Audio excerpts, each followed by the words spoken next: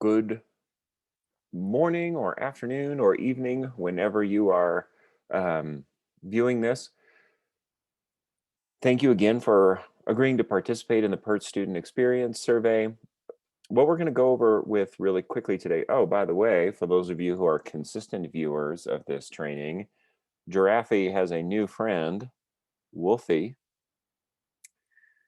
Um, just in case you were wondering how things were going with the absurdly large stuffed animal collection that's seems to actually be growing behind me. Anyway, so you have coming to you not only a report that has the entire cohort of this pilot, an aggregation of the student experience for the first cycle, but you also, if you've crossed a certain threshold of validity, have some individual reports coming to you. I wanted to give you some guidance just very briefly about how to read these reports because some parts of them are very intuitive, some parts are not very intuitive.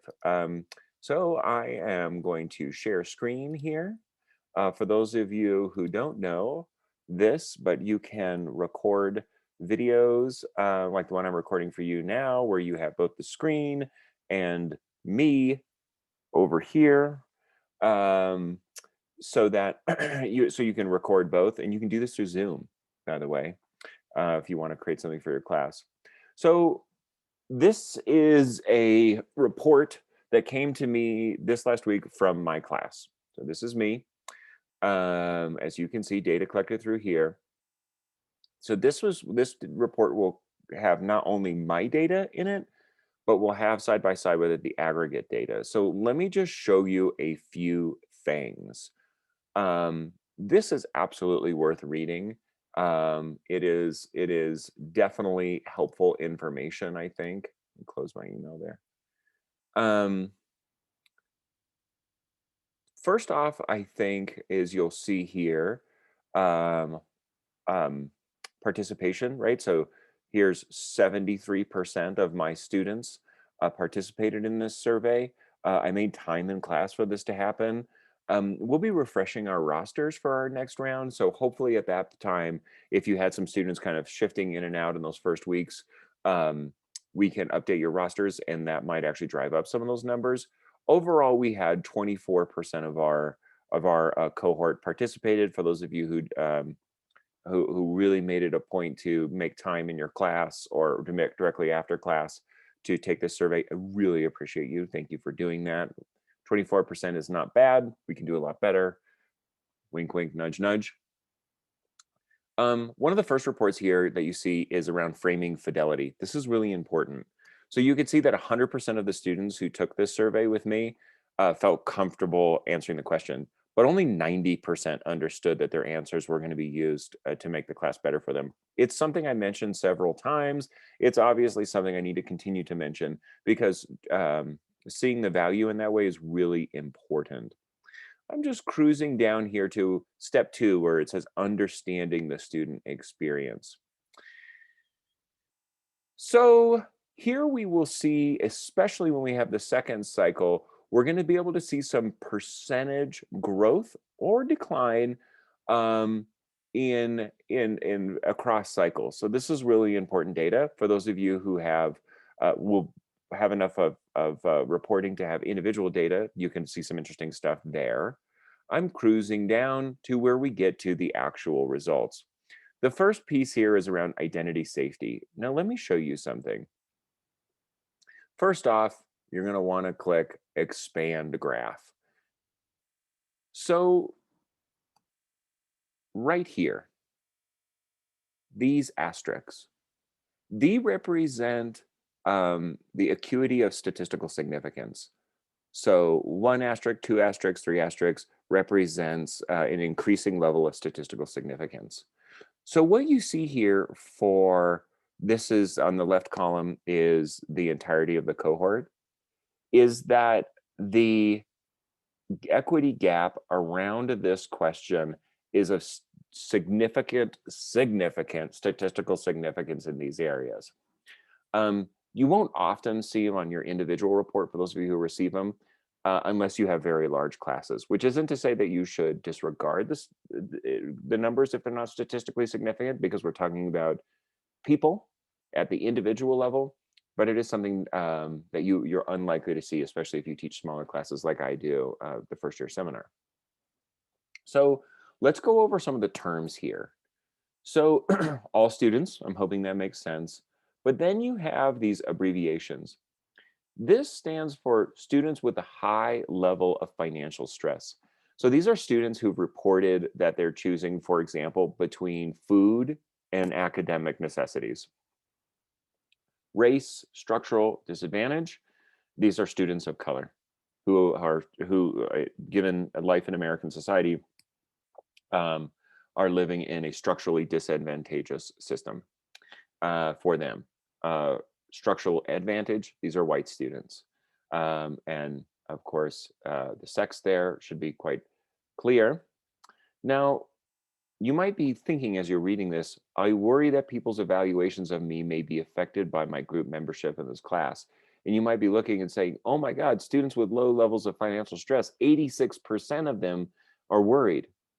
What's curious about this survey is any prompt that is negative, so negative in the sense I worry, is reverse coded. So this means that students who are of a low financial stress, 86% of them have said to this statement, I disagree. Not I agree, I disagree. So that's a difficult twist. So anything that is I worry is negative. As we go through the survey, you're going to see other things that say, like, I feel a sense of belonging, positive, and that's going to be intuitively coded the way you think it is. But you'll notice in my report here, for example, that in a way, the low financial stress students mirrors the equity of the entire cohort, but I have some lower percentages here. So as I'm reading that is students with high levels of financial stress are worrying. And for me in this report anyway, these top here, I worry about being judged or people's evaluation. These are real areas of growth for me.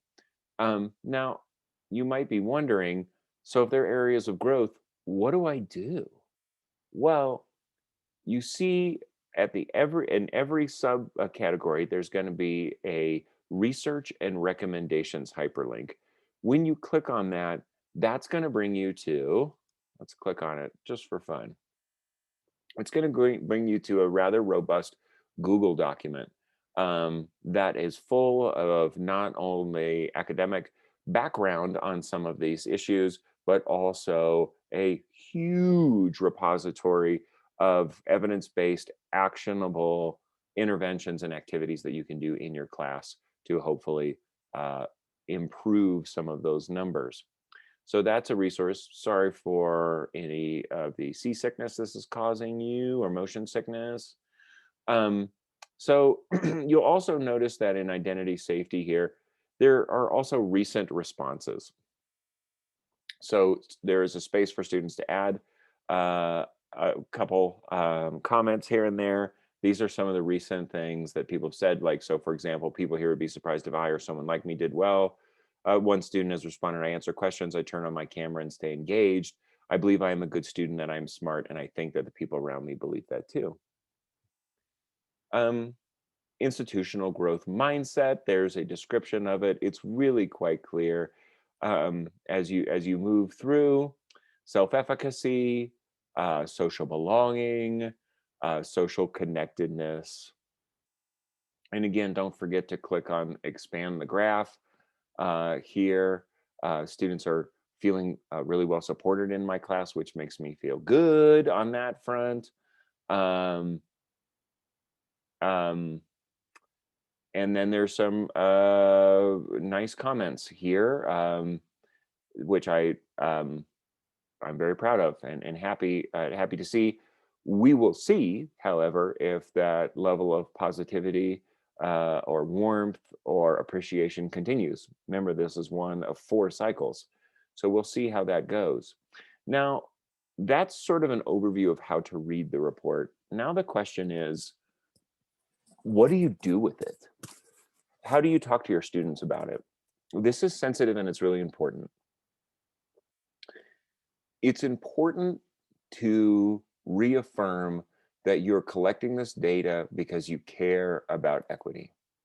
It's important to be transparent if you do, say, for example, an identity safety intervention as to why you're doing it. But it's really important, and I cannot emphasize this enough, that we do not want to expose, ostracize others, or other, excuse me, um, already structurally disadvantaged populations. So, as a crass example, it is probably not what you want to do. Actually, since this is a training video, I should be more clear. It is absolutely what you do not want to do, to read your report in front of your students and say, as it turns out, 54% of racially structurally disadvantaged students do not feel they belong in here. So we're going to do an activity. Excuse me. I'm vaccinated. Don't worry. Partially vaccinated. It's rather more appropriate to instead say, identity safety is something that we can improve on in this course. I would really like to engage in this 20-minute activity because I care about the success in each and every one of you.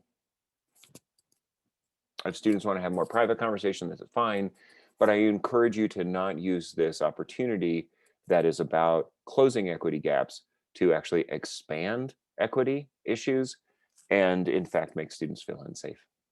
So that's not the goal. That's not what we want to do. So being thoughtful, being considerate, but also being transparent and brave in these processes is important. Transparent to a level of appropriateness. So that's how you read your reports. That's what you do with them. If you did not receive an individual report, it's because you didn't meet a threshold of over 65% is where we're sitting at. That being said, if you'd like to request a report, we're happy to pass that on to you. It just might not be, since it's not very many of your students, it might not be really reflective of what's happening in your class. So that's something to consider. With that, enjoy your report. Thank you very much. Our next cycle begins on, I'm looking at the calendar, February 12th to the 26th. Please, please, please follow the advice we've given you. Get those numbers up. Let's hear from students because information is power and we can use this information to improve their experience. From Giraffe and Wolfie and I, au revoir.